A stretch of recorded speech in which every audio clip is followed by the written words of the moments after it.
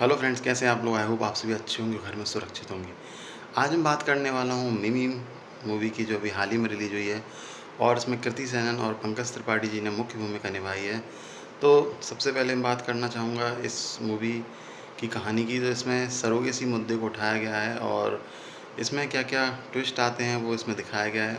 तो सरोगेसी की बात की जाए तो सरोगेसी अगर आप लोग नहीं जानते तो मैं आपको बताना चाहूँगा। सरोगेसी जैसे कोई दंपत्ति अगर माता-पिता नहीं बन पाता है और जैसे कोई लेडी है, अगर वो कैपेबल नहीं है तो वो किसी और के ज़रिए, तो किराए की कोख बोलते हैं उसको, तो किराए की कोख ले सकती है किसी और लेडीज़ की और उसमें अपना बच्चा रख सकती है और जब वो बच्चा कर लेती है तो वो वापस ले लेती है उस बच्चे को।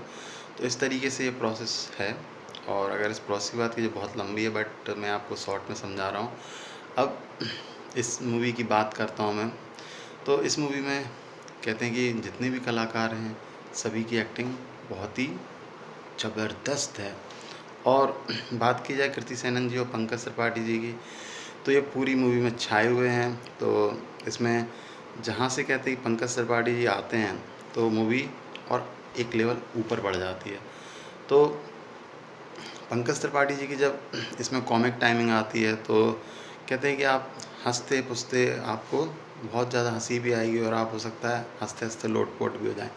तो दोनों की कहानी चलती रहती साथ-साथ में और दोनों अपने-अपने किरदारों में बखूबी जमते हैं, जो हमारे मेन कलाकार हैं। तो मूवी की बात की जाए तो इसमें कहानी यही है कि एक विदेशी दंपत्ति होते हैं, उनके बच्चे नहीं हो रहे होते हैं, तो वो एक ऐसे आदमी को ढूँढते हैं जो उनकी हेल्प करे। तो वो ट्राई करते हैं, बहुत सारे लोगों को देखते हैं बट उनको कोई पसंद नहीं आता। फिर जो हमारी कृति सेनन है मेन कलाकार, वो पसंद आती हैं। तो इस तरीके से कहानी शुरू होती है। तो पूरा कहानी का मेन मुद्दा सरोगेसी है। तो ओवरऑल यही इसका मुद्दा है। फिर धीरे-धीरे कहानी बढ़ती है और इसमें ट्विस्ट आते रहते हैं। तो आप लोग इस कहानी को ज़रूर देख सकते हैं और हमारे सभी कलाकार इसमें कहते हैं कि बहुत अच्छे से इनने पूरी मेहनत की है। तो उसको कहते हैं कि आप देखेंगे तो उनको वो उसका कहते हैं कि एक वो रहता है कि आप उनको रिव्यू देंगे, उनको समझेंगे।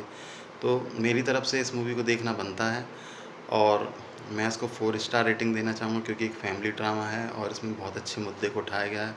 सो ज़रूर देखिए। और अगर आपकी कोई भी शिकायतें हैं या कोई सुझाव हैं तो आप कमेंट सेक्शन में लिख सकते हैं। और आपको मेरा चैनल पसंद आ रहा है तो आप सब्सक्राइब कीजिए। तब तक के लिए मैं आपसे अगले रिव्यू में मिलूँगा। Bye bye, take care.